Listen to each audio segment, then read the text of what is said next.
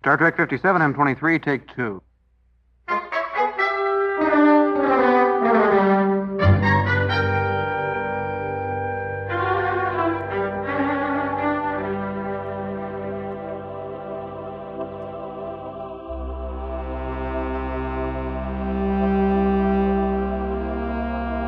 It's the It's Got Star Trek podcast.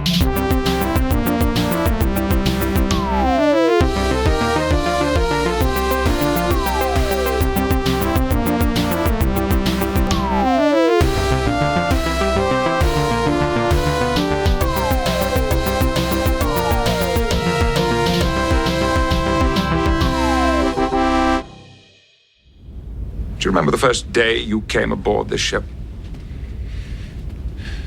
Your mother brought you on the bridge. Yes, sir. You even sat in my chair. I was annoyed. Presumptuous child playing on my ship. But I never forgot how you already knew every control, every display. You behaved as though you belonged on the bridge. And then later, when I decided to make you an acting ensign, I was convinced you could be an outstanding officer, and I never questioned that conviction. Until now. The first duty of every Starfleet officer is to the truth, whether it's scientific truth, or historical truth, or personal truth. It is the guiding principle on which Starfleet is based. Now, if you can't find it within yourself to stand up and tell the truth about what happened, you don't deserve to wear that uniform. I'm going to make this simple for you, Mr. Crusher. Either you come forward and tell Admiral Brand what really took place, or I will. Are you guys ready? You guys I'm ready. Can I push the button? You can push my button all night long. Push button. Push my button while I sing this song. Okay. Gonna push my button while I'm gonna push my button. Duty or no duty? I'm gonna push my button and I'm gonna win the fight. I'm gonna push that button and I feel all right. Okay. All right. So here's the thing.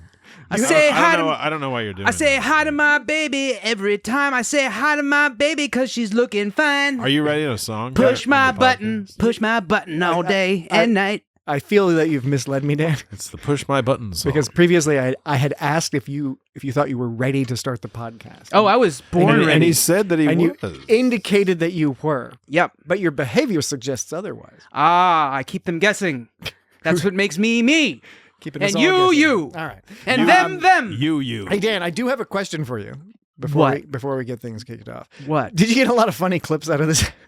Out of this I episode, hope you did you did. get a bunch of funny audio clips, like hilarious audio clips, like maybe audio clips about peer pressure-induced deaths of promising young college students? Oh, man. I love this. Nobody knew exactly how it happened. This Nobody. is a classic Wesley delivery. He's like, no. Nobody knew exactly how it happened. Captain Picard doesn't know anything. Yeah, he does. Yeah, There was a bit of vocal fry there. Lately, you've been into male vocal fry. Yeah, I've I don't know noticed. what it is. There's a particular attraction. Hey, You were flying a ship, traveling 80,000 kph, with Cadet Albert's ship less than 10 meters away, and you don't know what his orientation was. don't know. They were like, Actually, that one was pretty funny. That was a great admiral. There was like 3 like super mad points. Like this was another one. That was not my question, Cadet. You could tell she was mad. And this one, this was the best one.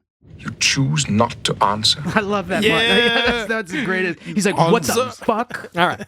We're going to get into all of that. Worry not, folks out there. We will get into all of that because indeed, your ears do not deceive thee.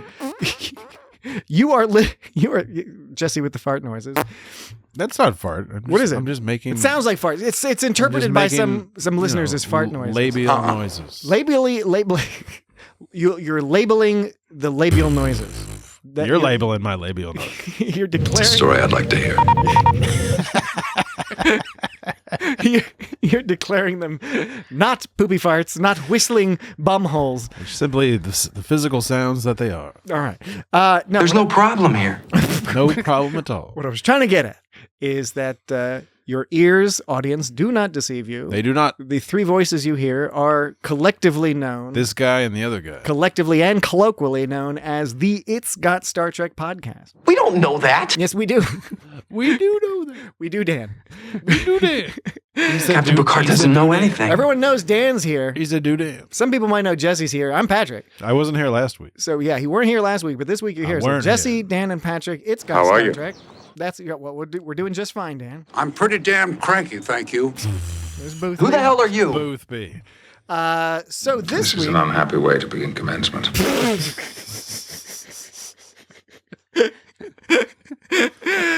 okay, Well played. all right. So here's what we're gonna do tonight.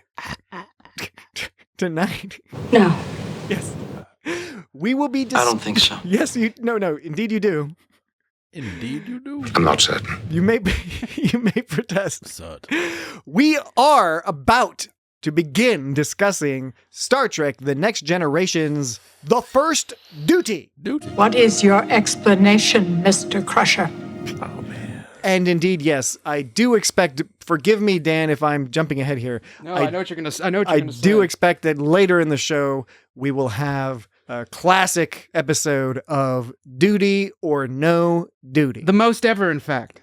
Oh, really? Is it Yeah. I wasn't sure. Yeah, it was. For real? So The most. statistically, Oh, my goodness. Okay, so again, Just new numerically. listeners, if you're just hopping in, I'm losing it. if I'm this is losing it. if this is where you're joining on to the old It's Got Star Trek bandwagon, what you got to know, That sounds silly. in addition to the fact that we do indeed talk about Star Trek in these episodes. You said eventually. do. Whoa. What happened? Dan's rooting around for something over there. Did you in his- lose your chains? in his part of the studio.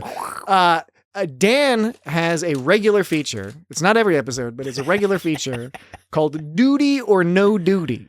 And the way this feature No works, duty. and we'll do it later in the show, the way this feature works is if somebody says the word duty, but if they pronounce it with a soft D or a hard T or somewhere in between, and Dan quizzes Jesse and I, as well as the audience, and asks for our thoughts on whether it is a duty or a duty. And in the way the it's game is maddening. framed, it's duty or no duty. So I've acquired an interest over It's the a years. bit. It's a bit out there. it is, but it's a great fun. I know that. The kids in particular Always enjoy it. really seem to love it. So a little later on, what do you think, Dan? Second break, third break? When should we do the duty or no duty? Because I have something that goes along with the duty or no duty. Wow, a duty or no duty companion? It's a surprise companion. Duty A buddy. surprise duty companion? Surprise duty companion. Perhaps Or one. no duty. That is No one way you duty. could put it. Well, it'll be in the second or third break. We don't know. Well, there must be some explanation for this. If you're a new listener, There's I don't know. I'm always trying to help out the new listeners because there's new listeners every episode. It's a good idea. But they can also They know, go back Nick. They know what we did. through context clues. I'm sure They've they can figure already out most of this stopped stuff. listening. Yeah, probably. When you asked me if I had a lot of happy clips to actually answer your question, no, there really was. There was a lot of negativity in this episode. I noticed. You think so? Yeah, well, I can tell by looking at the theme of my clips and my clips. On my clips, I had very few happy clips and mostly negative Well, clips. I Can you mean- remind us about? Do you color code the clips for happy or sad? Is it No, purple? I color code them for beats, sounds, Yeah. everyday conversation, random quotes, things like this. Mom. That's like its own code. Mom. Okay, I get what you're saying with the thing, but like Sensories. like something like that. Like Boothby. Mr. Locarno. Mom. Nick Locarno. Nicholas Locarno. Joshua Albert. Nick! Nick! Albert. Nick! that's another color coded one. Then I do a third and a fourth that don't always get included for extra things. Like I have an extra light blue color for a thing, and I have an extra yellow color for a thing. But then I also have a but don't you also? Didn't you already have things? These are extra things. They're extra like things How like many that somehow things linked do you together. have? Well, two of them are optional. Two of them I usually this is fucking the light complicated. blue and yellow I don't usually have, but like they're they're two extra categories if they apply. If the extra category applies that episode. Like okay, here I'll give you an example of one of my things. So give us the color. This is light blue. Light blue. So it's not the normal thing. What's the normal thing color? Nick Locarno. Maintenance bay. Okay, what color? Maintenance bay. What color? Then a maintenance bay. What color are those Filling sound the primary clips? coolant tanks requires an open interlock, we but have- that can only be performed in a maintenance bay. Maintenance bay. Mom. That's dark blue. Okay, so dark blue. Dark blue. Look, I want to explain this because we have a blue. lot of synesthetes out there, and I want our synesthetes. Oh, really? Standard sensors sweep. They're going to want to know whether your color matching the sounds matches up with their synesthesia. So Is it yellow? dark blue is standard sound clips about just regular things, and then you have light blue is for extra things. Like that, there's not always a light blue. There's also a yellow that there's not always a yellow either. Yellow and light blue are interchangeable. It's For just what? so light blue. It's if there's something extra that I haven't taken into account for example, and it changes. By things you mean nouns. By things I mean like thematic relations. Like just like okay. Here's one. Let me just show you one of them. Illustrating it may be helpful. Okay, this is the name of the character with the spelling Hajar. How would you all pronounce that name? Hajar. Yeah. Okay, so here's the first. These are the light blues. It was all about this one. Hussar. Boothby says Hussar. Really? Cadet Albert's ship collided with Cadet Hazar's. Cadet Hazar's. That Wesley said Hazar, but then Somehow I didn't catch But then Brand said Cadet Hajar. Yeah, that's the right one. I found that the captions always said Hajar. Well, that's how the name is spelled. That's how it's spelled. I'm just Yeah. saying they pronounced it how I wouldn't expect them to. But that often happens. No, I know. Anyways, That's freaky the point deaky. being is you see how this was like a little themey thing that stuck together with several sounds that fit together to create a point. Light blue. And it's yellow. Or yellow. But in this case, light blue. Yeah, it's really open-ended. Like a darker yellow? Do you have any yellows this time around? I do have some yellows. Because there's other connected thing, but maybe it's a surprise for later. Yeah, sure. All right. And then there's But the original question was the happy sad. How do you organize Okay, happy sad? okay, Because well- you had the whole positive negative spectrum, Well, right? so you were asking if they're color coded. Yeah. My last color coding is brown are just like Flush it down. like game shows like Duty or No Doodys are brown, not because of the name, Got but it. because it's like a game Brown show. is Duty. Brown It's- is game. It's just brown is usually something a little more extended. So the green is where I really focus on the I'd rather positive be to negative. extended than distant. Because that's like the green is the conversational stuff. It begins with sorry and So green is like quotes. Yeah, well, Longer quotes. Well, no, green is shorter. Green are things like that fit into the conversation, like I am very disturbed by what I have heard here today. So into our conversation. Yes. Into the podcast. So when you're responding to us, because you don't want to talk out loud, instead you want to use the shield of sounds. I just want to know what we should imagine when we hear something like that come up. Green. Yes, that may well be. Yeah. There we go. Yeah, That and was a green one, right? That was a green one. All right. And it used to be, and I keep sorry and thank you at the beginning, then greetings after that. Then, Sorry and thank you. Oh, sorry and. I thought you meant sorry and, as in sorry and brandy. No, sorry and thank you. Like a sorry and thank you. Is that like a Vulcan hello? An Irish goodbye. It's like an Irish goodbye, a Vulcan hello, a sorry and thank you. That sounds racist. I don't use that term. At the very minimum prejudice. Then- Playfully prejudiced, perhaps? Playfully prejudiced. and Perhaps? and then Perhaps. But prejudice nevertheless. and then I have like things to begin the episode with is the next one, and then at the very end there's goodbyes. What color are those? The These things- are all green. I'm all in Oh, green right all now. green. I'm okay, all in green. Okay. Really? Because I would have said a boy. teal. Perhaps. And it's all the same green. No, if you listen to what I'm saying, I'm telling you all the conversational things are green, and I'm talking about green right now. Okay, I'm listening. Okay, I'm sorry. I didn't mean. All right, Frasier. I'm sorry. Look at Dan. I'm sorry. He said I'm listening. The only response to that is a reference to Frasier.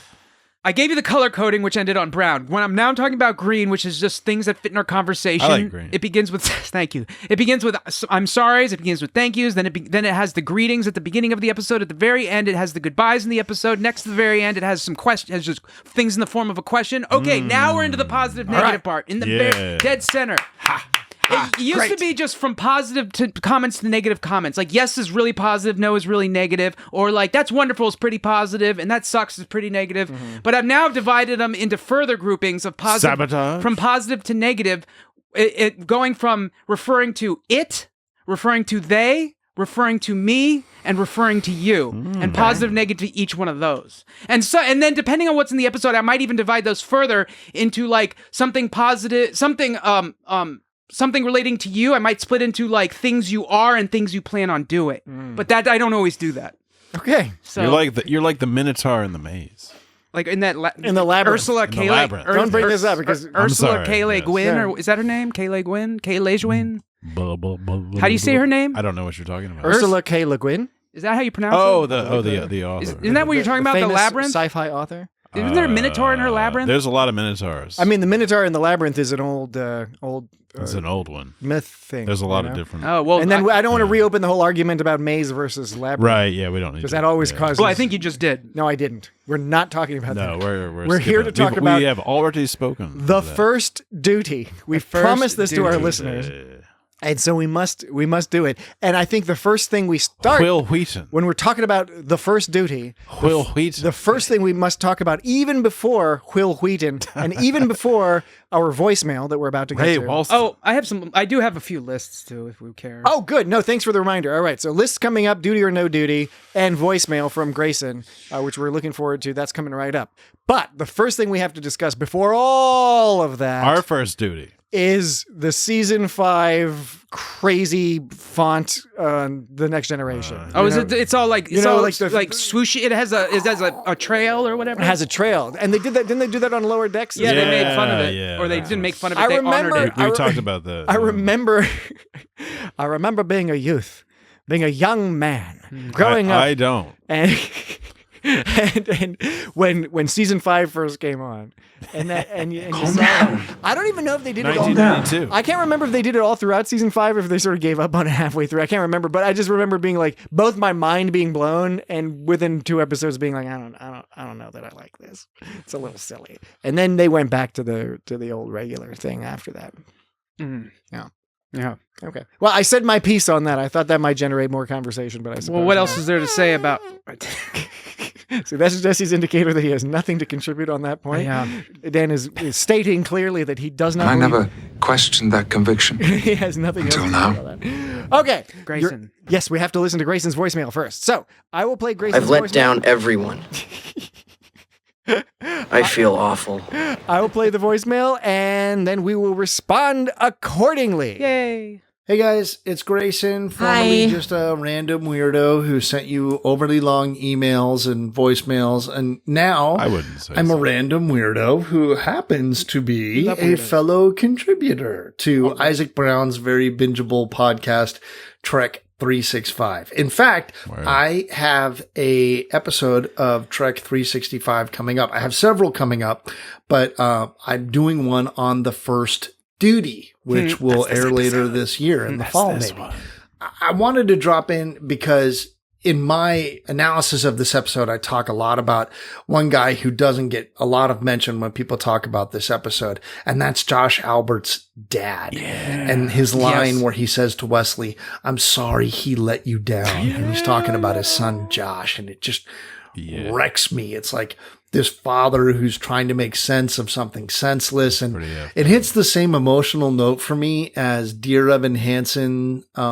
You guys are musical theater adjacent. At least you know of musical theater. But anyway, I've heard there's a song in Dear Evan Hansen called To Break in the Glove, which is a dad trying to pass along what he's learned in life to the wrong kid, because for him and his kid, it's too late. And that line, "I'm sorry he let you down," that is the linchpin for this episode. It's not Picard's big speech in his ready room, and it's not Wesley making the right decision and yada yada. It's that line. It's that dad. It's that actor who just makes this episode funny. The other thing I love about this episode is it's so open-ended. Like there's no ending to this episode. It just kind of stops because what else is there to do? This kid is dead. He's not going to come back to life. Picard is still disappointed in Wesley. He's not going to validate him. And Wesley has to repeat a year at the academy, I think. And it's such a good non-ending, but it still feels so satisfying. Yeah. The only thing that doesn't satisfy me, and I didn't get to talk about this in my Trek 365 episode because it's only 365 seconds and that's not enough time to get the whole shebang in. Really? So the thing that I didn't get to talk about, and I'm hoping you guys talk about today, is Boothby and the secret that he knows about Picard that we don't get to learn before this episode is over.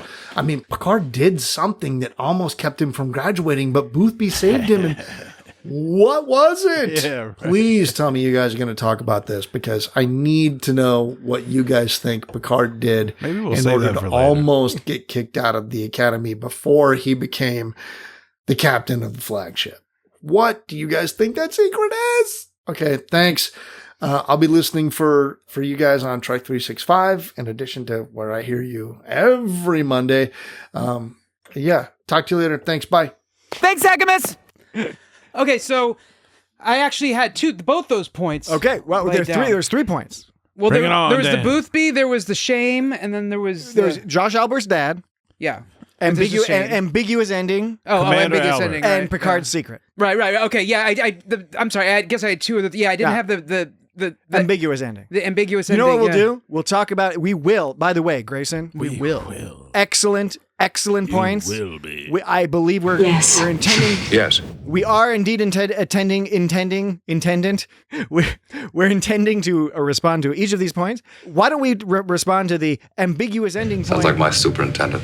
Hi, Super Nintendo Chalmers. We'll respond to that at the end of the episode, or later in the episode. Dan, Sounds like my superintendent. you were talking about 2 points. Which point did By you the want to way, address those now? by the way, those 2 sounds I played were yellows. Were the Super Nintendo Interesting. Chalmers? or Yeah, the- when I played. Sounds like my superintendent. Hi, Super Nintendo Chalmers. All right. See, Because I my also- Super Nintendo was great. after when I use outside sounds from outside the episode, or I often make an extra thing category just to. But they're still yellow. yellow. Well, I mean, it might be light blue. Could be light blue or yellow. That's right. You've informed us that Periwinkle light blue. blue and yellow are for some reason interchangeable. Because I just never remember which. I never bothered to assign one because they're supposed to be really Are you open ended. No, look, they're supposed to be. What they are is they're supposed to be really open ended kind of. It's like this is the anything box. It's just it's an arbitrary categorization. If that's even a thing. Is it arbitrary or is it subconsciously? It's definitely a because it's the colors of Invincible's outfit on Invincible. You know the character of Invincible. Are the colors of our yellow and light blue? Are the colors of our podcast in the podcast icon? Yeah, you keep saying you're saying words and you're waving your arm around Like John Cena. I'm waving like John Cena. You can't see me. You can't see me. You're doing a John Cena wave, and I really honestly am doing my best. I don't want to embarrass you. I don't know how to interpret this. What's the question? Well, guess what? I was asking it before you start. I'm in the middle of asking a question. It's like, wait a sec. Before you finish that question, I gotta ask. What's the question? You know, I gotta say, you make a mighty fine point there, Dan. What was the question? Star Trek. I was so worried about the you. colors. The colors. The colors. You said colors. it might pick yellow and light blue because it's invincible. Colors of invincible. And then I was going to ask, which I will ask now. All right. Did you pick the colors of the icon that represents our show in the podcast world because it looks like McDonald's colors? No, is that what you thought? This whole, It's like a bright red and yellow. We haven't changed the podcast icon since it started. Yeah, I always kind of thought that was a 6 McDonald's years ago. reference. McDonald's. No, They those have are good McNuggets. in all of our marketing materials for the core colors, particularly red, yellow, and blue. I use the hexadecimal codes, the official hexadecimal codes for Star Trek colors. I use the official hexadecimal codes for the Star Trek colors. The That's red, how the it red works. is I put it on my Linux. I open up Officer my Red- Linux and I store the hexadecimal values in Notepad plus it's on the- my Linux box. command. Linux box. Command. I have a special Linux box. I have a in my special basement. Linux box that's Ops. a bare metal virtual system on my Unix box. It's science and medicine / ops and command. Those colors. That's what I use. So I always use those hexadecimal codes. I'm sorry, I was talking Word. over you. You use them for what?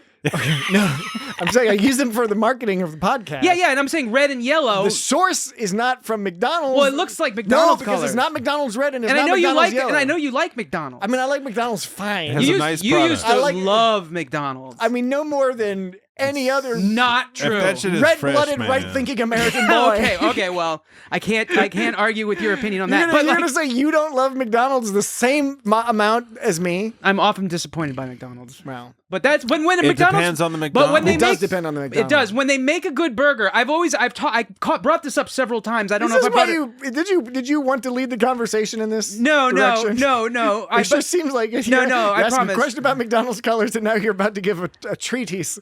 Like one time, the perfect burger. and I brought this up here before. I don't know if I brought it up on the podcast, but there was one time I had the perfect McDonald's quarter pounder. It was on a Sunday afternoon. The shit was steaming. It was steaming. I think you have brought it up. Most of the time I get a McDonald's burger, they're kind of like warm and floppy. This was steaming beef. It's like you have to go like early in the day when everything's fresh. It was so good, but it was a good burger. But I wouldn't say it's the best. Look, I'm just saying. Which like, McDonald's was it? in high school, Patrick would have much rather gone to McDonald's than any other fast food restaurant. Yeah, you liked yeah, it probably yeah. as much as you liked Coca-Cola. Yeah.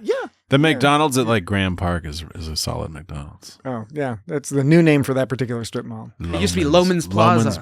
All right. No, it's not McDonald's colors. To quickly answer that question, I didn't notice any blues. Well, we often use blue, and for example, for our Patreon at patreon.com/itchgotstartrek, instead of a Star Trek symbol in the background, it's a $, and instead of the command red or whatever you want to call it, it's the medical blue with the text is still yellow. That demonstrates a serious lack of judgment. No, it's actually, I thought, very clever to utilize the exact Star Trek colors for the logo for a Star Trek podcast. Did that answer your question, Grayson? Oh yeah, we had other things to talk about on that too, didn't you? You know, Dan, we didn't actually approach any of those points. Well, Why were we talking about that? We have 3 points. We set because one you aside talked about till- because you talked about Superintendent and I played. Hi, Super Nintendo Chalmers. And then I went to explain about my colors, and then you were like Invincible, and I love Invincible. That's an amazing show. Amazing I show. love that show. I watched the second season. I watched the first and second season probably 3 or 4 times straight through. Great. Yeah. Okay. Now, again. Okay. Staying on track. Let's talk about shame. You want to talk about shame? You're talking about this is Josh's dad and Wesley hearing from Josh's dad. Josh's dad. Josh's Commander dad. Albert. Commander Albert. Josh's dad. Joshua Albert. It really looked painful every day because they kept cutting to him, and it was more painful each time. Yes. And when Locarno goes, I think Josh got frightened and tried to pull out of the turn prematurely, and then crashed into Cadet Hajer. You mean Hazer? You. I think that was the line where Locarno, before he said that, he took in this deep woof. He was like, whew. You remember? He breathed in. I do not remember. He goes like, here's the line. He goes, whew. Admiral, Josh was a good pilot, but lately he'd been having difficulties. He'd get nervous during the close flybys and pull away in the final seconds. His formation flying was a little erratic. You know, he gave a little whew, just to kind of like symbolize that, like, I get what you're saying now. Yeah, he's like, he's trying to pretend like, I don't want to tell you this, I'm his friend, but he's not really his friend. He's an asshole. And then later, then the Brand and Locarno go back and forth, and then Locarno goes, I think Josh, in that same series of words, Locarno goes, now depending on your scope you choose, that can mean just about anything, but Yes. Locarno goes, I think Josh got frightened and tried to pull out a turn prematurely and then crashed into Cadet Hajer. And then it cuts to Albert, and he looks so sad and so upset, like, oh man. And then later, as Grayson said, when he approached Wesley, he's like, he was basically like, I realize it was my son's fault. I'm sorry he let you down. Like, he seems so ashamed. He was also, which sucks for Albert, right? It sucks for him to feel that way. But he was also like, about Josh, he goes, if Josh had a weakness, it was mathematics. And then he goes, his mother and I thought he'd never get out of calculus, which to which I say it kind of sucks that Albert is so quick to have all this shame for his son in all these areas. He sounds like a tough dad because it seems like he's kind of down on Josh in all areas. He's like, yeah, he's bad at math. We thought he was fail out of school. Oh man, he let you down. But that was the foundation for when he then says how proud he was to overcome those deficits to the point where he even got on the Nova Squadron. Yeah, but the thing is I bet Josh probably felt like he had to join the Nova Squadron to impress his dad. I agree with you. And so it's a subtext going on here. If this were a 1980s movie, there would be a fleshed out subplot about the dad learning over the course of the movie that he should not have been angry so angry at his son and that he was the one that led to his son's death. And Wesley adds a little color to that too. He goes, when he's talked about how he couldn't do math or calculus or whatever, Wesley goes, no, he could do it. He just didn't like to. Yeah. And so it kind of sounds... You're all just like ragging on this dead boy. I know. I hadn't really thought of it that way. I mean, I don't know if that's how we're intended to interpret it. It's kind of fucked up. But I'm enjoying this interpretation. No, he could do it. He just didn't like to. It makes Josh to seem out to like he's kind of a slacker, maybe. Yeah. He's like he began life as a slacker, and he's just trying to overcome his slacker tendencies. Not only a slacker, but like timid. Yeah, they came up with this narrative. He's an innumerate slacker. Hey, how would you like to go through life if you got killed in college and everyone just thought of you as an innumerate slacker? That was your reputation, your perennial, lasting reputation. Perineum? A fucking innumerate slacker. Only Boothby knows the truth. Well, it's interesting because Boothby. I'm sorry. Don't be sorry. Hey, Dan, can we hold that thought for a second and just go to break? Can we go to break on Truthby? Truthby. Oh, I didn't know we were already at break time. We're at break time. Look at the clock. All right. Half an hour. Hey, everyone. We will take a break in just a moment. We're going to take a break. And then when we return from the break, we will continue talking about this episode. How's that sound? Good? All right. Yeah. We will be right back. Dismissed. And we're back. How are you feeling, Wesley? Jesse and I fought over that one. Thank you all for coming. Oh, thank you, Dan. Jesse, you were saying like Boothby knew what the score was last segment because it's true. Point number Boothby 2, knows Picard's all. secret. Grayson asked about Picard's secret. So I just wanted to quickly interject that Boothby was like when Picard asked for his advice and he was giving that whole speech about how people would like follow Locarno anywhere.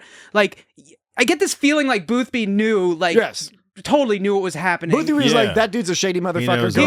Go look at his deal. And he didn't say anything probably either because it's like, well, I have no proof. They wouldn't believe me. Or it's like, it's not, it's more, I've more got the feeling of like, they can work their own shit out or something like that. What was the deal with like, it's just interesting that Boothby like he doesn't play a role. He doesn't like, he's the magical white guy. He's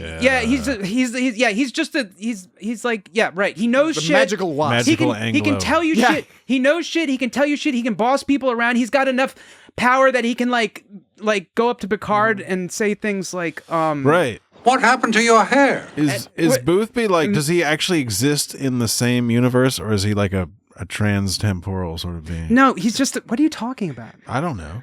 What I'm trying to say, he's not, I don't think he's some alien or something. You never know. It was never explicitly stated that he's I'm trying to say is that he can get away with saying what he wants to people. He knows the score. He'll provide people with information. He knows the score. But he doesn't actually get involved. So it sounds like a Jeeves and Wooster story. So it seems because he's not in Starfleet. He's just a gardener. So it seems like he's really just a plot device. What Boothby is. Well, I mean, yeah, he like I wasn't joking. He is the magical white guy, right. as in the wise character who is like a jester outside of authority, but adjacent to it. Has some authority over authority. What was the deal? Why with, does he have to be white? He kept having to like replant that flower bed because like people kept falling in it. Like what was like there was some guy. I took that to mean that people were canoodling in the flower bed. They were canoodling. They were canoodling in the flower bed. And to answer your question, I'm really sorry. I was making a comical reference. I know to the magical Negro trope. Yeah, I know what you're of saying. the black character in many white tales, where the black character comes and helps the white guy. Right. I know. I was just seeing. In this case, wanted you to explain yourself. Star Trek: The Next Generation is very progressive by making the black character a white guy, a very old white fellow. But like there was that kid who was just fucking sitting in the flower bed. Like it's like, how do you not know that you're not supposed to sit on top of Was there a kid sitting in the flower bed? Yeah. When he was maybe he's from a planet that doesn't have flowers. What? I think he's just a human. Yeah, that's the same. We difference. did see. Remember when we did In the Flesh in, I believe, what was that, episode 282 of It's Got Star Trek? We did Voyagers in the Flesh, and we saw Boothby's simulacrum in the Delta Quadrant. That was a recent. Yeah. Yes. So no, but do you remember? It was this part where he goes, Hey, can't you see that's a flower bed? and then I've amped up the volume. You can't hear it too well, but I amped it up because I'm awesome. Sorry. I'm really sorry. That's what that guy did, and he like walks away, and he's like sitting reading a book on top of a bunch of flowers. Yeah. Like so. So maybe those vaunted Starfleet entrance exams are not all they're cracked up to be. I guess not. It's questionable. They're letting in people who don't know the difference between flowers. It was a human fellow. It wasn't an alien, right? It was a human. Because if it was like a Bolian or something, you could be like, maybe it was from New York. It's a Bolian. He doesn't know. He doesn't know what the deal is. Maybe they sit in flowers on Bolius. If he was on that one planet, they'd get to execute him for sitting on those flowers. That's right. The sexy planet with all the sexy people. Yeah, the rompers. It's like endless hand jobs in exchange for capital punishment. Yeah. Pretty cool. I mean, not a direct connection. They've between got the two one things. rule. Well, and one more thing about talking shit on Josh, like, all right, Columbo. sounds like you were sitting on that one. No, I waiting wasn't. for a time to use it. Well, like, okay, so Wes is all like, he goes, it wasn't Josh's fault, you know. It's like he goes, Josh didn't let us down. I thought he was gonna say we let him down, but they didn't. Thankfully, actually, I'm glad they didn't say that. Oh, is that another bugaboo? Is that an underexplored bugaboo of Dan's? It could be, and I'll have to think more on it. There's all sorts of bugaboos I have at my bingo hole. That's a whole other podcast. But like, basically, they were saying it wasn't Josh's fault, but it still was kind of Josh's fault. He didn't have to go through with this. Yeah. He did go through with it when he wasn't ready. Yes, he ran into some people. Yes, there were tons of peer pressure, and so I'm saying Locarno is of course guilty for being an asshole about it. But in the end, like, Josh did fuck it up. Like, the implication is that Josh, like, did get scared. He did actually get scared probably and pull away. Yeah. And everything was true. It was just doing something that they shouldn't have been doing. Yeah, precisely. But because of exactly the scenario, that it's likely that a young person is not going to have the chops to be able to actually do it. Right, but like, and I'm not trying to be too hard on him, but I know it's difficult with peer pressure and stuff, and I know I've done shit that I regretted after I did it, but I'm just saying, he did still do it. Can we do a Patreon episode called Dan's Regrets? Oh, God. Talk about lists. No. One of Dan's most famous lists. The point of this whole thing was the list gets weirder as it goes on. Was to, like, you know, blow everybody's tits off at, like, the fucking ceremony and shit. Like, yeah. And, like, would that really have worked? Would, like, all those fucking craggly old admirals have been like, oh, that was so fucking amazing. Like, they would have been like, that's dangerous and it's not allowed. Yeah, like, the students would have dug it, though. Like, and, like, but he thinks he's going to, like, go out in some sort of blaze of glory and actually get to graduate. The thing is he would have gone out in a blaze of glory because all the students would have talked about it from then till the end of time. But, it might have gotten him, it might have risked his graduation. Yeah, like, I don't see them, I don't see him, like, I see him getting in trouble for that. But even if it worked. But like, look, all I'm saying is that Josh could have said no, but he didn't. Okay. Now, granted, he had a team that was pushing him real hard with peer pressure. He had an overbearing father who was too judgmental of him. Which is something we hadn't even observed. That's something you noticed. Yeah. I look forward to the next episode. Next episode of Victim Shaming with Dan Glavitz. It's like having your parents around all the time. But that doesn't get to the secret. Okay, the secret. You want to talk about the secret? Yes, because Grayson asked us what our thoughts were. Okay, so about Picard's secret, and I agree. I'm fascinated about this. I love that they made it not even ambiguous. I love that they did not tell us what it is. We know that it's serious enough that it could have affected Picard's entire life thereafter. Here are the lines. Picard goes, look, you know as well as I do, I would never have graduated if you, Boothby said, you made a mistake. There isn't a man among us who hasn't been young enough to make one. And Picard goes, nevertheless. And Boothby says, you did what you had to do. You did what you thought was best. I just made sure that you listened to yourself. Picard goes, at the time, I thought you were a mean-spirited, vicious old man. Vicious old van. I thought you were a mean-spirited, vicious old man. So, right. And so, like, and that's what makes it even more intriguing about what it is he did, because it seems like Picard did some bullshit. Right. And then, like, Boothby, like, either, like, ratted him out or told Picard he was a piece of shit or, like, stole something of Picard's or broke he stole a lot of this broke his episode toys or something. Is just sort of like Picard reflecting on his past, but you don't know exactly what's happening, but you see that he's connecting with his past. He gets to go back and talk to Boothby. Well, he talks to Brand too. There's actually another story we don't hear about when he goes Admiral Brand. When he goes, Picard goes, my superintendent was a betazoid, a full telepath. When he sent for you to his office, he didn't have to ask you what you've done. Oh, I'm sorry, this is not related to Brand. It's not related to Brand. That's not Brand. No, I'm sorry. This is. That's when Riker was all like, you got sent to the principal's office, and then Troy gives him this weird beaming smile. Yeah. Okay. No, this is the other story. Then, which Riker goes, you got called into the superintendent's office. That's a story I'd like to hear. So sorry, it wasn't about Brand, but it was another bit of Picard's past. Right. And that was another story. Is that the same story? That's the story he has a clip from, but weirdly he didn't play the clip that time. What clip? You have a clip of Riker saying that's a story I'd like to hear. Oh. But then when you brought it up in context. He played it before. Do you color? It's a story I'd like to hear. Do you color code for audio clips that you will only play out of context and that you refuse to play in context? Look, it's not fucking easy, man. I've got an array of sounds in front of me. Never suggested it were. It's not like when I play something that you deem to be out of context or a non sequitur. It's not. First of all, that's assuming that I think it's non sequitur, because there have been times where you thought I made something that's a non sequitur and I thought it fit perfectly. There have been times where I admit it's a non sequitur, but it's not like I'm so perfect that I planned for it, which is why I think you're giving me shit. I'm not giving you trying to shit. like. I've said many things that were not non sequiturs, but everybody interpreted them as non sequiturs. Yeah, like that whole spectacles or the something of no. What was it? The something is the spectacles of reason. Taste is the spectacles of reason. I thought that was some crazy shit you were saying, and it was actually like a very sophisticated. It was a quote from like Rousseau. Yeah, it's a Rousseau quote. Look, okay, so look, just going back, the two secrets, and this is about Picard's history, right? There was the story that got him sent to the superintendent's office. That's what I'd like to hear that story. I want to know what that story is. But then this one with Boothby is better because like they allude to it so much, and they give you little bits of flavor, like when Boothby was like, I was trying to set you straight, and then when Picard ends with, I thought you were a mean-spirited, vicious old man, that makes it take a turn. Yeah. Like at first it just seems like Boothby just like helped him out of a jam, or he was there for him when he needed him, but really now from the last line it seems like Boothby did some shit that pissed Picard off, but in retrospect Picard was like, that's the reason I graduated. I shouldn't have thought he was a piece of shit back then. I should have been thanking him. He was rolling around in the flower bed. So it's an intriguing story that they give you just a few details about. But then the other thing is Brand. He was all like, she's a formidable woman.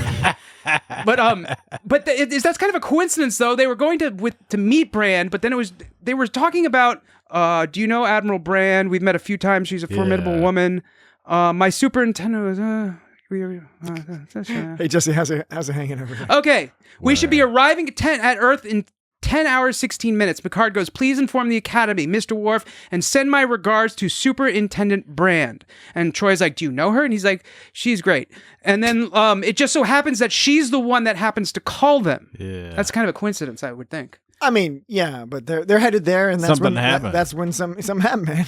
Yeah, I'm just saying, like, it could have been any admiral. It could be any admiral. Well, Nobody knew exactly how it happened. We don't know that. Nobody knew. We don't know that. Nobody knew exactly how it happened. We don't know that. Nobody knew. And she was communicating about the cadets, right? So it makes sense. I guess to me it makes sense. I mean, I get what you're saying, but it makes sense. What is perhaps more interesting is that according to Memory Alpha, this is the very first time we ever see Starfleet Academy.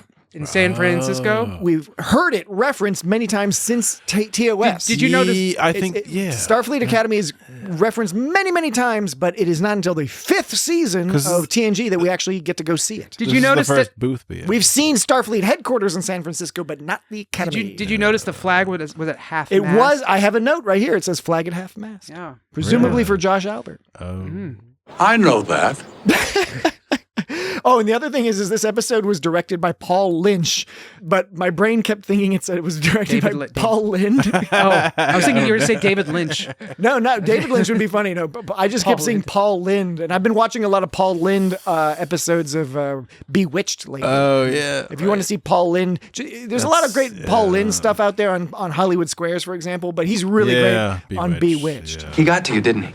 I don't think he was such a great person he's in real life, but as a character. Yeah, he's Uncle Charlie or something. He's kooky, crazy uncle. Did he actually play the voice of that rat on the Charlotte's Web movie? Was it a sound alike? Did you all see that Charlotte's Web cartoon? I think that may have been him. Yeah. And Roger, was that Pendleton? Was the rat the Pendleton? Is that Roger the alien from American Dad is modeled after Paul Lind. It's basically Paul Lind. And by the way, when you really get into the Paul Lindiverse, that dude was first of all, like I said, probably not the greatest guy in real life. He was a wild boy, but he was pretty funny, and he gets very vulgar in outtakes and stuff, and his sense of humor was pretty interesting. So go have some fun on YouTube. Paul Lind, totally unrelated to this show because it was directed by Paul Lynch. What about Jay Chataway? Should we do a list? I don't think we're quite ready for duty or no duty. It's coming up soon, but so a list I'd like to do. So I have a short list of graphics, cool graphics moments. Right. I have a short list. TurboGrafx 16. Podcast. I have two things where... Oh, yeah, it's a great podcast. I love this podcast material. I have two things. We already kind of went over. Boothby, once again, able to say whatever he wants to whomever he wants. That was when he yelled at the cat. He can yell at cadets for sitting in flowers, and he can like talk all grumpy at Picard. Is that a separate list? That was like a list that we happened to already sort of go through in our conversation, like, and how he's able to get away with making like irreverent remarks, like "What happened to your hair?" to like Picard and stuff like that. That's list 2, but concluded. Yeah, list 1 we'll get back to his graphics. Short list of graphics. 3 another list is 3 points. There are 3 pissed moments, which I actually already played the sounds for. 3 pissed moments where they were super pissed. Oh, angry, pissed. Like not like where you think I meant the British version of pissed. No, I thought you might be talking about like jars of piss? Urine. Yeah. Like some sort of modern Sisyphusian myth where somebody's trying to pee into a colander, collect urine in a colander, but it's a colander. Mm-hmm. Yeah. So you can't. I'm very disturbed by what I have heard here today. Then I have accomplished the task I set out to do. We've got some tough times ahead, but we've always come through for each other. You have difficult times ahead. So, fun graphics, jars of urine. Angry moments that I already played the sounds for. Okay. So we can choose to or not. But then there's one that's just called Shady, and that's 8 points. Okay, an 8-point Shady list. How about this? Let's start with the graphics. Okay. And then we'll move on from there. The fucking the animators, the people in charge of computer graphics were on their game this episode. It was fucking awesome. So there was cool flight animations. One of my favorite parts about flying video games is where you dogfight in jets. Is sometimes the games, like after you play and die or complete the mission, they'll show an animation of your flight path on like a 3-dimensional plane, like a line animation showing, and it'll show you spinning around and doing all sorts. I love watching that animation and like cool dogfighting games like jet as an airplane dogfighting, not you mean like Sopwith? They didn't have that feature in Sopwith. Did they have it in Sopwith too? I would guess not, but I don't know. I was more into the original Sopwith. But I know, like, for example, Ace Combat games, I think, have that. There's other games that have it. But that's what they had, and it was awesome. And they also, not only they had the lines, but they showed the ships. They showed the ships going in and out of their formations. Showed the ships. Showing the ships going in and out of formation was tight. Okay, so number 2 cool graphic moment was when they showed the third-person view of Wes flying the ship, where he was like, that's Cadet Locarno coming into view now. They had that third-person view. That would look pretty awesome. It looked like a computer game. It looked like that X-Wing game. Yeah, it did. But you could fly in like the little A-Wings. Yeah, it did. And then the effort put into this whole concept and graphic of the Culvert Starburst was fantastic. It was the best. Agreed. It was great. Everything about that shit is awesome. Do you know like why the fact that like the explanation they give for how it works, the fact that it is even a thing, and then the animation they did to do it made it look spectacular on these these simple computer graphics. It looked awesome. This was necessary to the plot, I think, because one of the issues that some of the writers and Rick Berman and others had going into this episode is that you have to buy that Wesley would be swayed by Nick Locarno to do this. I don't know if I can do this, Nick. To do this dangerous thing. And the acting of Robert Duncan McNeil and Will Wheaton.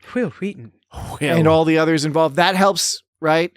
The basic story structure, how they put it all together. But I really do think we can't underestimate how important that graphic was, because it was so cool that when you see it, you're like, oh, okay, I totally get why the fuck they'd want to do that. Because that would be so awesome. Can you imagine seeing that? And that would be really cool to see it in real life. So none of us has wanted to say it out loud, but we've all had the same thought. If that was a crappy special effect, it might have undercut the point a little bit, and that's not always true. There's plenty of crappy special effects in Star Trek, but it doesn't matter because the point still comes across. But this had to be good, and it was a simple, like, it's not like they were super realistic fancy graphics that didn't matter. It was just the effort they put into it and the design. Something about it like really came fluffy. It came off zappy. Yeah, it came off really cool. And the whole thing about they kept talking about these different things about the states of their ships, and they kept being like, well, you know, we were within parameters of what we were allowed to be doing or whatever. Parameters. You know, we were within mission operating parameters. Within mission operating parameters, and then I can't. Dan's looking for some stuff. It's totally gone. He's scrolling around. But now I have to. And now it's sunken cost fallacy. Sunk cost. Now he's become obsessed. So Dan recognizes the sunk cost fallacy. He understands it intellectually, and he will proceed to just forge ahead with it. Just keep going. He's going to keep going. Okay, well, you keep looking for that. You can interrupt me in a second. I can't believe it. Sometimes I just can't fucking find these things. I understand. Even with my organization, it gets. This is why sometimes you got to like pick the best thing you can find at the time you're given, and sometimes it just doesn't work out. Well, while you're looking, Jesse and I are going to discuss. You should feel bad. Wesley Crusher's weird haircut. Especially in the back, where like part of it was just shaved down, like cut. We down. don't know that. No, we do, because you can see the haircut on the TV, especially on the what? On the TV. You've got a big HD TV, and you're looking at the remastered version. You're looking at you're like over at Dan's house watching on his 180-inch TV. Oh my God, my TV is like barely bigger than yours. It's as big as your whole house, dude. It just looks better because it takes up a whole wall. It looks bigger because it fits perfectly between the foyer and the window. It's very oddly placed. But you have an interesting definition. I don't have a foyer. Perfect, by the way. It like fits perfectly in between. Like the left edge ends at the window and the right edge ends at the start of the foyer. I don't have a foyer. Yeah, it's imposing. it's an architecturally imposing piece. No, but if you see the show on the big TV like that, or whatever TV, you just wear your glasses. Check out Wesley's haircut. Do an image search for this episode. He's got an odd haircut, and I'm not saying it's a bad haircut. I've just never seen that haircut in my life on anybody at all, and it's not crazy. It's not a crazy alien haircut. I don't know if they were trying to go for this is what future kids would look like, but Locarno doesn't have a weird haircut. He has a perfectly normal haircut. Mm-hmm. It's Wesley who's got the strange do. Mm-hmm. All right, now I believe I've given Dan enough time to gather his resources together. The reason I couldn't find it is because I already played the clip and I prepended it with the prepend with the word Mad 1, because there were 3 Mad moments I talked about, and this was Mad 1. Yes, and it was like because they kept talking about how they were doing the state of ships, and they kept being like, we're within flight parameters, and that's when she was like, that was not my question, Cadet. Right, and so but it was interesting how they talked about how they opened up the thing, and it's like, well, why would they open up the thing? They don't, and they went on with it. They're like, well, they weren't doing this because they'd have to be in the maintenance bay. Well, then why would they do this? I don't know. And they like went through all the processes, and then when they finally settled, it's like, well, geez, if you open the plasma, that would be dangerous to do. That'd be stupid to do up there anyways, because it would explode. And that's when Picard gave his like Gandalf moment of when he was like, Bilbo. Yeah, when he's like, that's exactly what they wanted to do. Bilbo. That's exactly what they were trying to do. Yes. When he was like, vent the plasma, he like had this sort of like really intense when he was ignite the plasma. Sweep the leg. Remember like in the part in the Fellowship of the Ring where Bilbo disappears and then it goes up on Gandalf's face and he just raises his eyebrow and it's like really intense look on his face. And the music is all like zip. Yeah, when it shoots Picard, he goes, ignite the plasma. And he puts his head up. Like his face doesn't change, but he's got this really intense look. You know that he knows what's going on. You know he knows. You know he knows that I know that you know that I know that Jesse knows that you know that I know that you know that Jesse knows that Patrick knows that I know that you know that Jesse knows that Patrick knows that you know. We know Jesse's thoughts on that. Captain Picard doesn't know anything.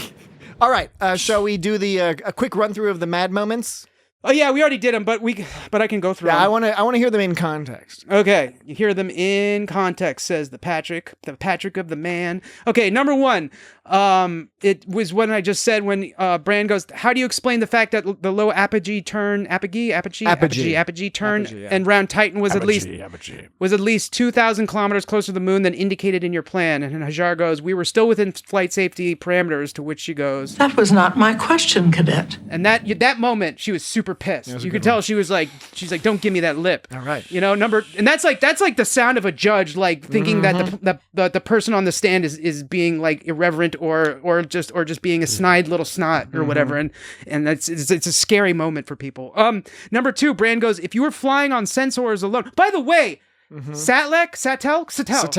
He didn't say sensor. standard sensors sweep. He didn't say sensor. So Tuvok says sensor, Spock says sensor, and you claimed that that's just something Vulcans say. I didn't claim yes, that you all. did. I didn't say that all Vulcans say it. It's commonly said about Vulcans. You can go back and look. I will defend this to my dying day. I said Tuvok never said sensors. implied that every Vulcan said that. I just said it's a Vulcan thing. Vulcans like it's to say not that. a Vulcan thing because he standard sensors It's sweep. not a Vulcan thing because he didn't say. But he didn't say it. He's one Vulcan out of many. Those were just two Vulcans out of many. You know, Edic, infinite diversity, and infinite fucking combinations. Okay, then how can you claim that it's a How can you claim it's a Vulcan thing based upon two examples? You're asking me how I can do it based on one example. Well, one is 50% of two. So when it comes to three total examples, and one of them is not saying sensor sweep, that's a large portion of the data set. I don't rely on just two. I rely on so many more. T'Pol does it. Tuvok does it. Spock does it. It's very common amongst Vulcans. You're just naming Vulcans, and you know I don't know off the top of my head. Naming Vulcans. You need some. You know what you need, Patrick? Patrick, do you know what you need? I named 3 Vulcans that were all main characters on their shows. Do you know what you need, Patrick? Oh no. Evidence! That's what you need, because you have no evidence that they say those things. And neither do you, and you. Well, I have evidence of one of them. You only have evidence of 2 of them. So what we have, I've got 50% more evidence than you. So evidence out of 100%. Our data set is we have 3 data points in our set of evidence, and 50% and 33% of that says. Look, I was no. my parents weren't sure I would make it out of calculus, so I don't know why you're throwing all this fucking math. You know I'm That's right. called a callback. You know I'm right. All right, that's indeed. why you did that. No, okay, I do want to get along with this list because we've still got duty or no duty to do. Oh my gosh, there's so many things to duty. We've got other things to talk about. Okay. Like the fact that Picard is a wrestler and you can talk to some wrestling stuff. Okay, were you going to say something about sensors a minute ago? No, I wasn't. You were talking about sensors. No, I said, but you Anger. were, but yeah, mad moves. But mad 1, mad 2, mad 3. I said sensor, and then you were like, by the way, by. And then you were going to do something, but then you didn't do it. I don't think I was going to do something. It made it seem like you were. Anyway. Oh, you're right. I was going to talk about. Boom, motherfucker! No, thanks for. You don't even know when you say I'm wrong. You don't even know. You don't need. This is evidence that you didn't even know when you said I was wrong. Thank you for reminding me of the thing I was going to mention. God damn, but you just assumed I was wrong. Satelk, of course. Satelk. See, how can I believe anything you have to say? Satelk was played by Richard Fancy, which first of all, that's always funny when you get to hear Richard fucking Fancy. Mm-hmm. Richard Fancy. We saw him not too long ago. He played the white sky god guy in Tattoo. He was the main person, the main white man who was telling Chakotay that native peoples on Earth learned all their knowledge from these white aliens. I remembered him. So Richard Fancy, he made for an odd Vulcan. Mm-hmm. I liked him because he made for an odd Vulcan. He was kind of little puffy around the neck. He didn't say sensors. He was acting in an odd way. The way he talked, he was funny. He goes. Computer display Saturn navcon file 6-379. These images were obtained from a navigational control satellite in orbit around Saturn during a standard sensors sweep. Magnify sector gamma 3 and enhance. Indeed. Standard sensors sweep. Standard sensors sweep. Standard sensors sweep. Okay. We're coming up on break in just 3 minutes here, Dan, so let's get through this. Your unwillingness to offer any explanation for this contradiction is disappointing. Was that the other and raises suspicion. No, that was in reference to your sensor Vulcan thing. Okay. No, but the number 2. Number 2, Brand goes, if you were flying on sensors alone, perhaps you could tell us the orientation of the ship before the collision. Sito's like, I don't know. And then she goes, you knew what you had to do. No, that wasn't it. Shit. That wasn't it. Sorry. I knew that was wrong. I was looking at color coding when I should have been looking at the words. Okay. My apologies. Mad 2. Okay. She goes, if you're flying sensors alone, perhaps you could tell us the orientation of the ship before the collision. Sito goes, I don't know, sir. And then she goes, you were flying a ship, traveling 80,000 kph, with Cadet Albert's ship less than 10 meters away, and you don't know what his orientation was. She's dressing her down right there, man. Mm-hmm. All right. That's fucking fast to be traveling that close. 80,000 kph. Do you know what that stands for? Kilometers per hour. I know. Isn't that crazy? It is crazy. Yeah. That's a fast. That is a fast. That is a fast. All right. Mad number 3. And this is the classic.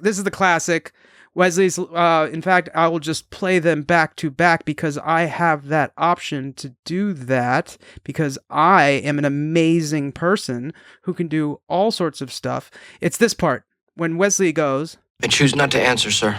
You choose not to answer. I choose not to answer, sir. Choose not to answer. Yeah, isn't that awesome? That is really fucking awesome. You choose not to I choose not to answer, sir. Choose not to I choose not to answer, sir. Choose not to I choose not to answer, sir. Choose not to I choose not to answer, sir. All right. That was a mad Picard moment. That was indeed a mad Picard moment. All right, how about this? Let's get ready to go to break. Oh my God, already? Yeah, well, we got so many things to get through. I know, but we only have so much time. The human brain can only comprehend so much. It's got Star Trek in one sitting. So we're going to take a quick break. When we get back, we are going to do, finally, at long last, a mega stuffed entry in the Duty or No Duty. We still did have the 8-point list. And we've got Dan's 8-point list, as well as various odds and ends and other bits and bobs and doodads and that sort of thing. So, Mom. We'll take a break, and we'll get to all that when we get back. So, in fact, and that being said, hey, folks, you know what I'm going to tell you. Did your attention falter? It did somewhat. I was so worried about you. I will admit my brain got a little ahead of myself. My brain is eager for this break. I want you to be absolutely clear on this point, Mr. Crusher. Indeed you do. And that point is that we will be right back. We have to hang on just a little bit longer. Yeah. And we're back. Hey! Hey. Your message said it was urgent. All right, Dan, tell me. On screen. Are we ready? Are we ready for this big mega stuffed entry of Duty or No Don't Duty? they make triple stuffed Oreos? They do. They do. They make quadruple stuffed at special holidays and during national tragedies. They make they sell the quadruple stuffed, but those are limited Quadruple. time. It's a shame we had to get them together this way. Yeah. While we're doing the list or the Duty or No Duty? Let's save the list for last. Let's do some Duty or No Duty. I'm eager to do this Duty or No Duty. Let me lead us into the Duty or No Duty. Right, hey, everybody, let's play a game. It's time to test your ears, it's never the same. Did they say duty or was it duty? Listen close now, don't get snooty. Duty or no duty, that's the game for you. Are they serious or is it poo? Laugh it up, guess what's true? Duty or no duty, what will you do? What will you do, Dan? Tune those ears, it's on the line. Duty or no duty every time. Duty or No Duty. That was AI, right? Every time. Chief No. O'Brien? We used the AI before, but AI, it's soul sucking and all that. So I paid $100,000. It's worth every penny for people to record that song for us. Sorry, guys, that was all of our Patreon money we've made so far. I didn't ask you if we could spend it on that, but all right. I was not expecting that. I know. That was quite an intro. Holding that in reserve. And there's a longer version too. That's the man, I was gonna say you could shave off 10 seconds. Of that yeah, song. if I had more time, because I thought of that idea literally is the other 10 version, minutes before we Does the other started version podcast. sound the same but longer? It's got a bridge. But is it the same song basically? Yeah, but it's got a pretty decent bridge. Yeah, but it's not a new, entirely different song. No, I mean I have a few different versions that are not as good as that one. Okay. Morning to the there are 1, 2, 3, 4, 5, 6, 7 Duty or No Duties. Yeah, baby. All right, number 1. Does everyone know how to play Duty or No Duty? Yes. As we explained before, we have to determine whether they said I know how to play. Duty or duty. If they said duty, then we declare no duty. Yes. If they said duty, we will declare duty. Although last week we had, for the first time ever, Really? Jesse wasn't here. Where it was, we couldn't figure it out. We couldn't figure out whether it was duty or no duty. I'm not joking, Lee. It was the T. I did wonder about was not there. Anyway, all right. Sabotage. So how many? Remind me again. How many duties or no duties? Not 1, not 2, not 3, not 4, not 5, not even 6. Jesus. Not 8. Oh my God! What? But 7. Okay. You were getting worried there for a minute, weren't you? You're like, that might be too much. Yeah. Okay, number 1. We are en route to Earth, where it will be my pleasant duty to deliver this year's commencement address at Starfleet Academy. My pleasant duty to deliver.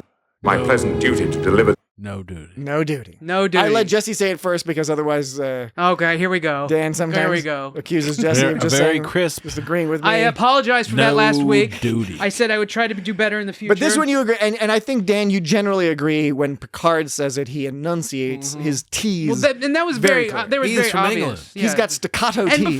before anyone gets, because sometimes people here have gotten on my case about bringing ones that are obviously no duties. It's like with science, it's the scientific method, all right? Wait a minute. There are Who gets on your case? It's happened in the past. Maybe not you, but other Not people me. have. I don't know. But it's happened before, not a big deal. I'm just saying it's like the scientific method. Like there's experiments that occur, and people are often like, "Well, common sense would have told you that's true," and it's like that's irrelevant until they perform the experiment. You can't just assume something is true.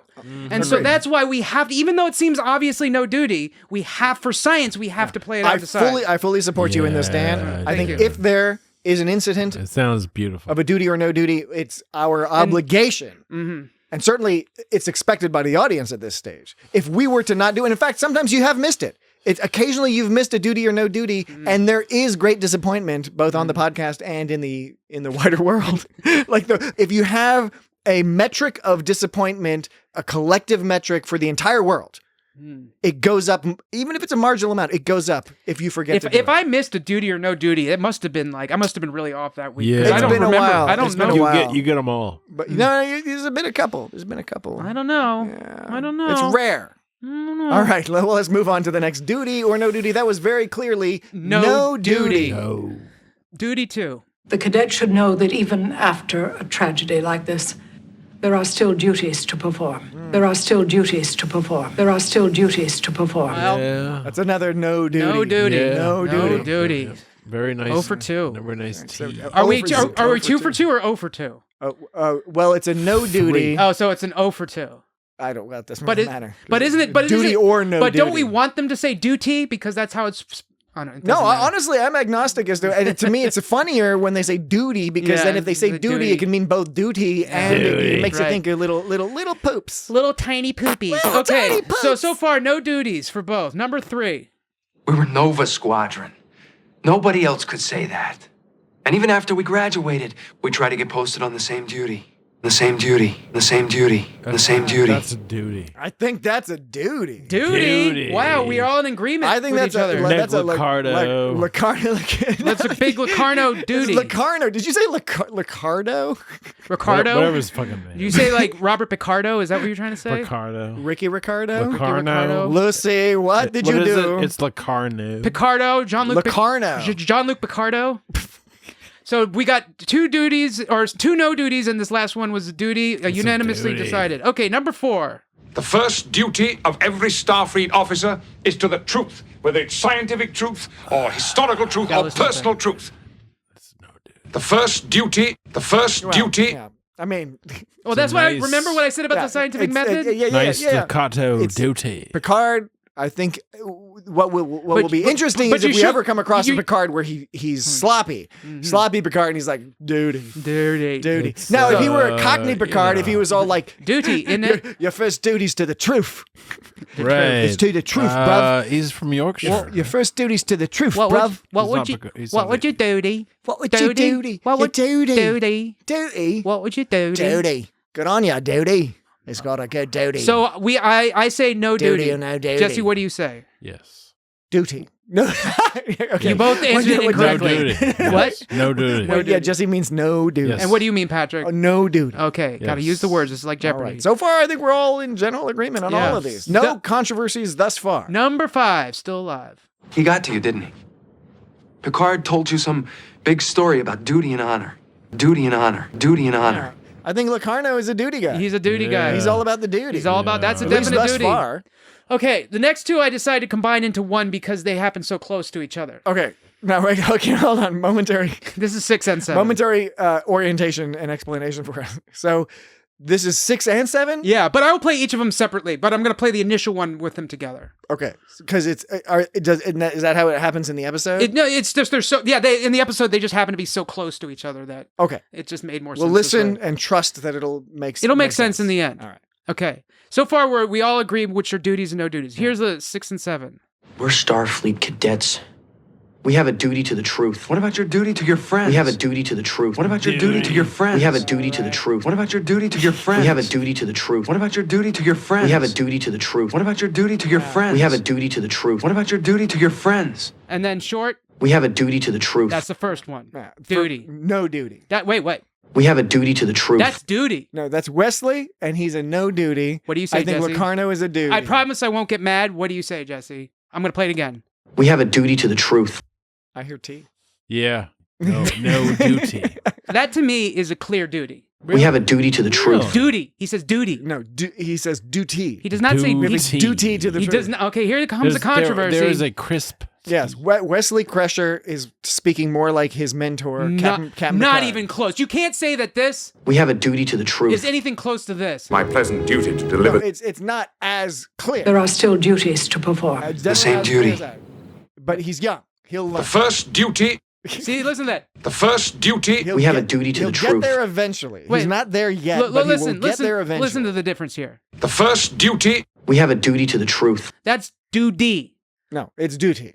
It's duty. All right. Well, again, this is why we put it out there. The audience can let us know. Write in at feedback. I want to know this. I I'm sending an SOS out to the fucking Blue Ski universe. All right. I want to know. Blue Sky is this, at It's Got Star is Trek this on Blue Sky and other social please, media. Please let your voices be heard. Is this duty or no duty? We have a duty to the truth. We have a duty to the truth. We have a duty to the truth. I'm saying. See, I think Jesse and I think Wesley is enunciating the duty, so that means it's the a reason no I know duty. why you think that. It's because he says the word truth after that, so you're getting the T from truth mixed up to the D in duty. You know, you could be right. I could buy that argument. I don't. You're but conflating I could. them. But no, I don't think so. But it's at least you have you've provided a plausible mechanism of action for my error. Okay. Well, here's Locarno. What about your duty to your friends? And duty all the way. Duty. That's a duty. Jesse, do you say duty?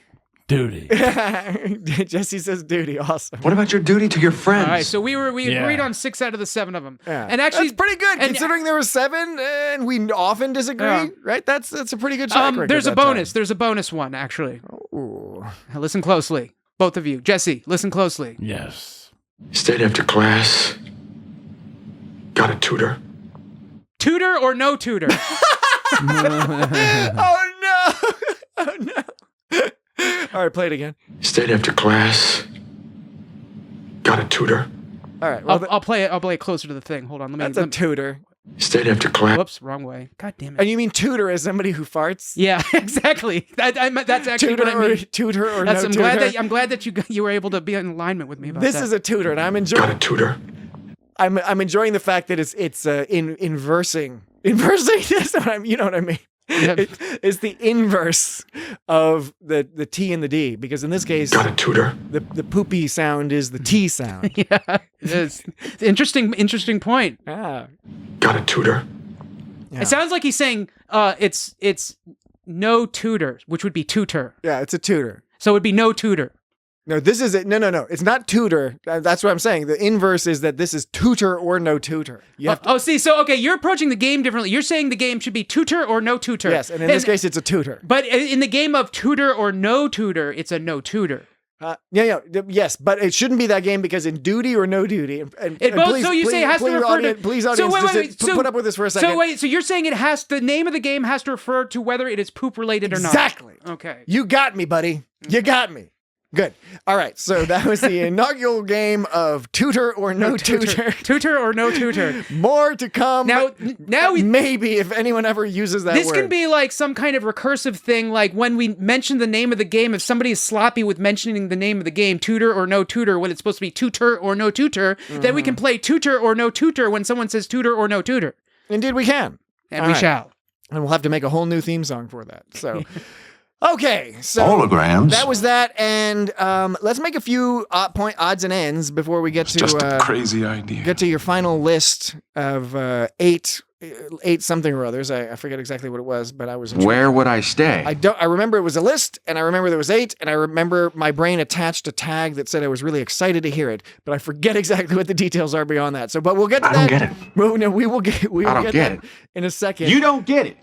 I don't get it. A couple of odds and ends to mention. First, not in addition to this being the first time we see Starfleet Academy, it's also when we see this Academy walking bridge over the little ornamental stream, which we see again in Lower Decks. In the episode Old Friends, New Planets, I think. It's season 4, and as part of a flashback, we see Mariner watching Nova Squadron hanging out on this bridge. Yeah, she's all talking about Nick Locarno. Yeah. Did you say Nick Locarno? I said Locarno. Computer freeze image. I thought you said Nick Locarno, just like Jesse said. I bet I nearly did. Maybe is it Locarno or Locarno? Can we play a Locarno or Locardo game? Oh my gosh, we'd have to record ourselves doing that. I guess that's what we're already doing. Well, you even sat in my chair. I was annoyed. You even sat in my chair. All right, so that was the Academy walking bridge. Hey, wait, here's some Picard fry. You even sat in my chair. Ah, vocal fry Picard style. Computer freeze image. Computer freeze image. Talk about a French fry. Get it? Because Picard is French. Very clever. Jean-Luc. Well, it's not that clever. Very clever. Yeah. Extremely clever. I'm blown away. There were 2 incidents in this episode where people repeated words in close. I know that. In close succession that annoyed me just from a writing perspective. Ah, yes. Because you're supposed to avoid it. I unfortunately don't have the quotes, and I certainly didn't record the clips. But Riker refers to he uses the word superintendent twice, like in the same sentence. Hi, Super Nintendo Chalmers! Which annoyed me. And then Wesley says the word, I think is either Wesley or Locarno say the word, or maybe it's Locarno, says the word team. Again, like in the same sentence and within a few words of each other. Come on. You know, come on. Don't do that. Riker goes, sounds like my superintendent. When I was at the academy, we had a Vulcan superintendent. Yeah, exactly. What the fuck? Josh can't be a part of those plans anymore. But I think he would still want us to be a team. Was it in that around that area? No, it went on more than that. There was like it was like team said twice. Team said twice. That's like twice. That's a drop dead Fred. Right said Fred. It's like team said twice. Yeah.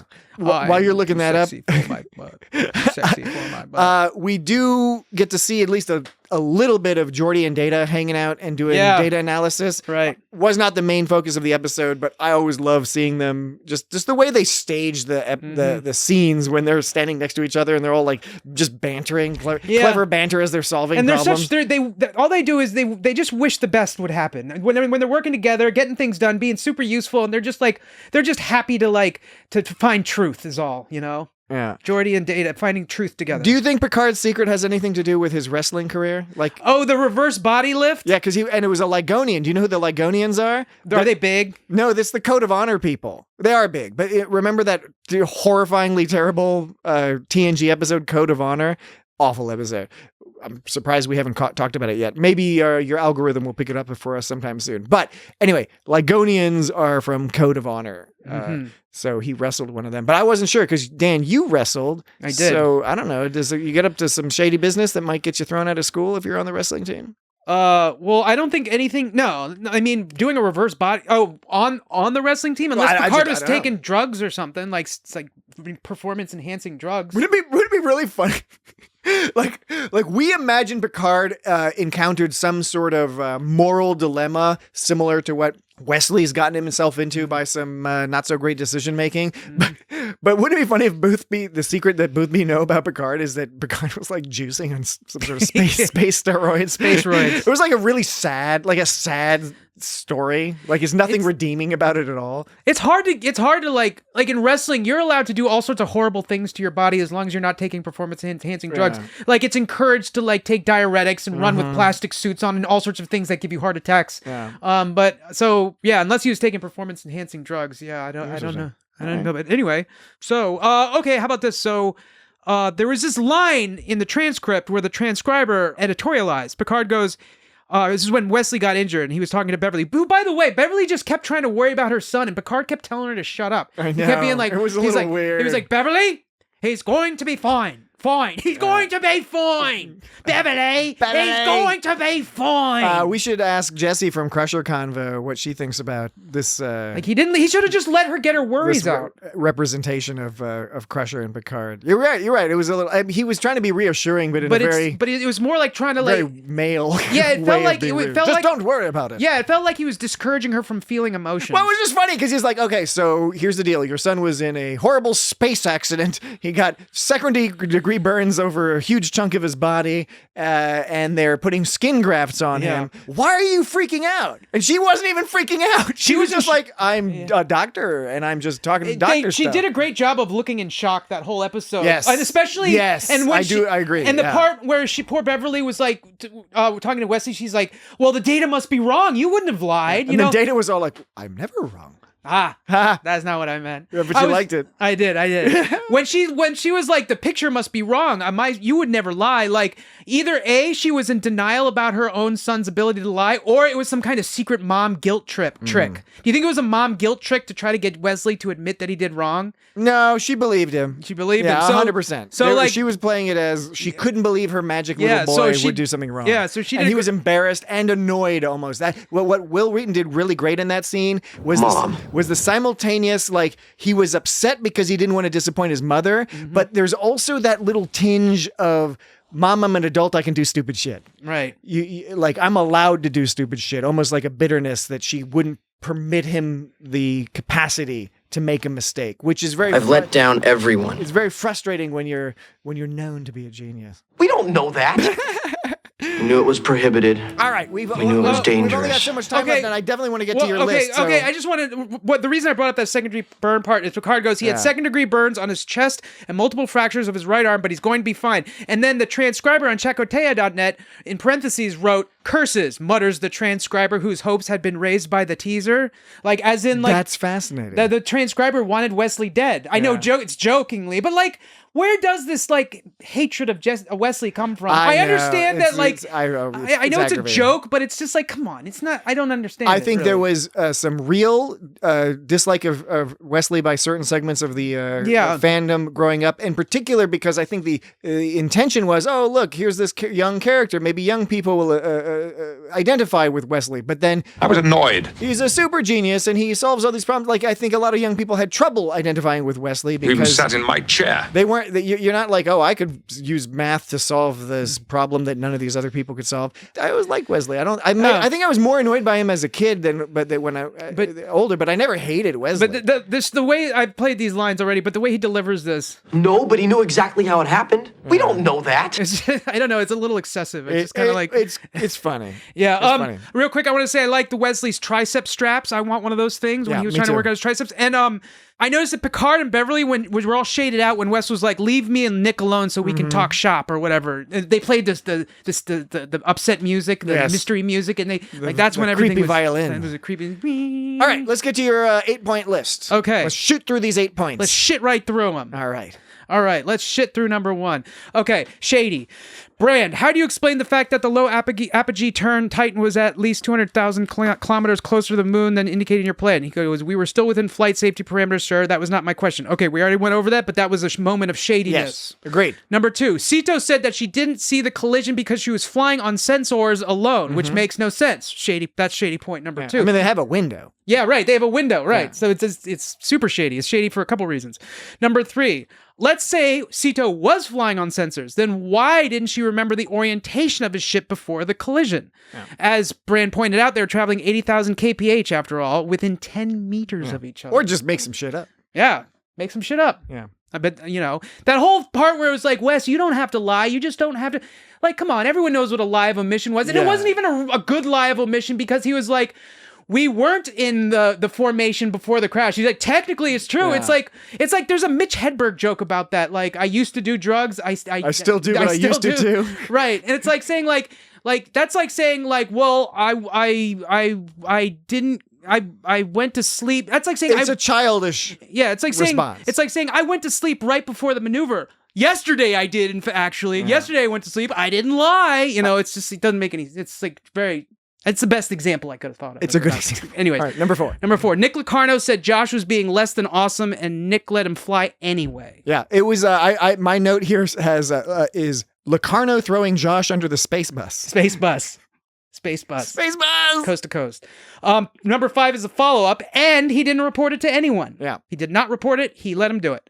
6, they asked Wes if they were in a diamond slot formation. Oh, I kind of already mentioned this. Before the collision. Wes says yes. He says 9 seconds after the Jaeger loop, they started getting fucked. But they have a satellite image of them 7 seconds after the Jaeger loop, and they weren't in the diamond slot formation. Not only that, when they asked Wes if he had an explanation, Wes was like, no way. Yeah. You know, he's like, well, he got caught at that point. Yeah, that right. was like classic. You're in court and somebody provides some evidence that you've just lied, and you're like, Evidence!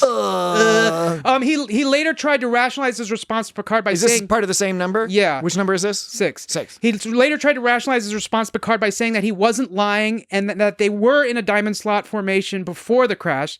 It's just that he didn't say how long it was before the collision that they left the formation. I mean, that's, like I said, that's not even a lie by omission. Technically it is, but it's so close to a lie that, like, I don't know.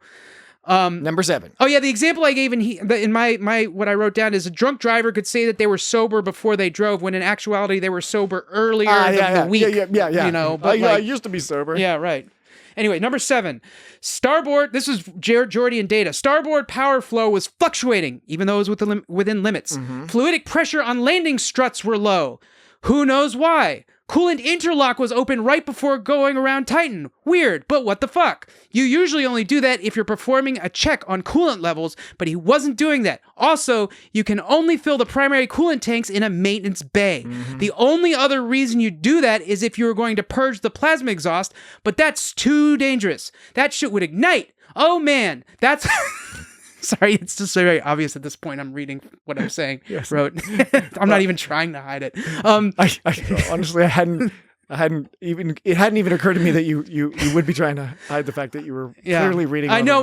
It was obvious from the start. It's a list. No, I mean, and you read a list. It just got so blatant, even for myself. Okay, right. So you wouldn't. You were only going to do that if you're going to purge the plasma, but that's so dangerous it would ignite. So why would you do that? And then Picard's like, oh man, that's what they wanted to do. It all makes sense. Good thing Picard knows all about that kind of stuff. Yeah. But like, that whole situation, I love that whole explanation. That's when he figured it out. Yeah. And then at the end was like, not so much shady, but just sort of concludes. This is number 8? Number 8, it's the last one. This is sort of concludes that like, they're fucked up, is when Brand was basically said like, it confirms? Is this a confirm or concludes? This concludes the list. Number 8 concludes the list. I'm about to say number 8. Gotcha. And number 8 is not something shady they did. It's just kind of like confirms the shadiness. Gotcha. When Brand basically summed it all up by saying, I know you did it, but I can't prove it, you know? And so that's just kind of, it's at that point, everyone knows that like, shit is lame, man. But because they have a... Seemingly, at least the perception is that it's a well-functioning adjudication practice and philosophy. And she states it outright, which is, we know you did some shady shit, but we don't have any evidence of it. We don't actually know what the deal is. So you're going to get reprimanded. That's the deal. And I quickly want to mention how, like, it's interesting how Locarno, the whole episode, comes off as this total dick. And, like, all throughout the episode, they're talking about, like, Boothby says... Like, they worship Locarno. They treat him like a dad. They would follow him anywhere. So it makes it seem like Locarno is this really honorable, like, inspiring guy. But he doesn't come across that in this episode, save for, like, a couple times. Like, for example, at the end when he, like, after he figured out that it was bullshit, he was like, he did take one for the team. He was telling the truth, but he was trying to manipulate Wesley. He was trying to guilt Wesley. Absolutely. And he was by saying like, well, I picked you for the team. And then he tried to like, appeal. He was appealing to his pride and he was guilting him. He's like, I thought I could count on you. I guess I was wrong. But he did talk about like the whole episode, like, how they had to like stick together, which is what he did in the end. Everything's going to be all right. But as long as we stick together. We made a promise to each other right in the beginning. Getting back that we'd stick together. Hey, friends stick together. If there's one thing decent folk do, it's stick together. I hate it when the waffles stick together. Sticking together is what good waffles do. To get back to Grayson's question, the remaining question that we had not yet Have we been answered. working on this question the whole episode? No. We deferred it to the end, which was about the ambiguous ending. And part of that ambiguous ending, I think, is Nick Locarno's conclusion, because it's not clear from the evidence provided whether he took the blame because he's a truly honorable person, or because that fit the personality and character he was trying to put across. Mm-hmm. And that it could be another manipulation, another calculation that, okay, if I'm going to go down, I'm going to go down in the way that makes me look fucking awesome and matches the image I've been trying to build for myself. And then if we factor in the Lower Decks reappearance, that works. I think we can assume that that's what it was. It's not that he was truly honorable. He's not a terrible guy. He's not an evil guy. But I mean, but he's about himself. But the fact that he wanted to do this maneuver for his own glory. Exactly. And that's why he pushed everybody into it. So that's a dick move. Yeah, it's an absolute dick move. So I fall on the side of, it's not that he was doing it for moral reasons. It was because it was the image he wanted to put across. This was when he played to Wesley's pride. He goes, "The first night I met you, I knew I wanted you on the squad. You more than any of the rest would understand what it means to be able to count on someone, because you've been out there putting yourself on the line. You know what you've got to be able to count on people on your team, because your life is in their hands and their lives are in yours." And he's just like, he's trying to be like, I thought you knew how this went, and then when he was trying to guilt him afterwards by saying, "I got you on this team. I gave you a chance when there were upperclassmen waiting in line." First he's like, I knew that you knew more than anybody. No, you picked Wesley because he's fucking Wesley Crusher. Yeah, he's famous. And then the second time he was just like, I didn't have to pick you. It was like, yes, you did, because you wanted to buttress your own reputation by associating yourself with me, Wesley Crusher. All right, we've got to wrap things up. So final points. Yeah, I thought it was interesting how so quickly he changed up his tactics with Wesley.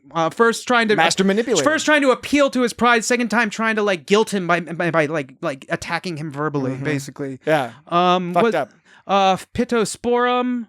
Oh, Wesley's hand gestures when he was describing the Jaeger loop. I don't know why that looks so weird to me. Because it's like choreographed. And it was like back over his shoulders, like he was a steward on an airplane. Right, he did. Or like in a 6th grade play or something. I don't know. Yeah, I didn't think about that one. You mean flight attendant? Yes. Yes. Used to be called the steward. I know that. Yeah. All right. I liked Picard really reaming out. I know that Grayson said that the best part was like Albert. Well, he didn't say it was the best part. He said it was the fulcrum of the story. Right. I agree. I think because that's part of the motivation Wesley has for doing the right thing. And he mentioned it wasn't the speech at the end, but like, it's a good speech. I really like. I mean, and I know Grayson. I'm not saying Grayson says that the speech is not good. I'm saying that part is really great though, because I don't mean it because of what he ripped into Wesley. That's not why I'm saying it. It was really well delivered, and it really puts across the idea that Picard is like truly and permanently disappointed in Wesley in this way, which is like a ballsy move for a show to do, to like have a main character like this like fuck up that hard. They started getting more ballsy. Yeah. And in season 7, Journey's End, we get to see the follow-up of this situation with Wesley when he finally gets to graduate from Starfleet Academy. I thought this was a fantastic episode. I mean, I've seen this episode before. It's been a while, and when I watched and when I watched it again, I was really sort of like immersed in it. It's an excellent episode. It's a very good episode, tightly told story, great acting, introduced us to Robert Duncan McNeil. Of course, the old tale we've probably gotten wrong in the past too is that Tom Paris was going to be Nick Locarno, but there was some sort of rights issues they were worried about, whatever, where apparently when you look into it, that's misleading at best. That really one of the problems they had was that they weren't sure the audience could ever redeem Nick Locarno. And that's why Tom Paris was a little bit more of a more charming rascal, whereas Nick Locarno is a little bit more manipulative. It would have been better. It would have been better if that was Nick Locarno. It would have been more interesting. It would have been more interesting. But he would have been less charming and harder to redeem than Tom Paris, who committed a crime off screen that we don't know, and in the meantime he's all charming and fun. Yeah. All right, so that's going to do it for us this week. Next week, we're going to talk about Deep Space Nine's... He did exactly what he said he would. Equilibrium. It's a Dax-centric episode. Oh, right. It's a fun one. We haven't done a lot of Dax-centric episodes. I'm going to make this simple for you, Mr. Crusher. Dax is awesome. So check out DS9's Equilibrium for our discussion next week.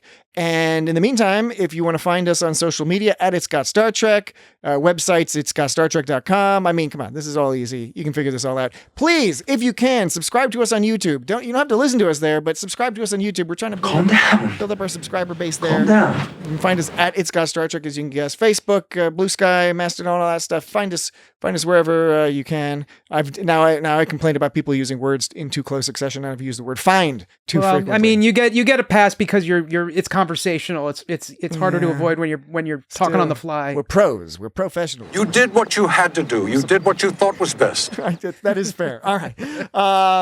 Hope you enjoyed this episode. We certainly enjoyed talking about it. Yeah. We first time caller, first time listener, last time listener, first time caller. For Dan and Jesse, this has been Patrick.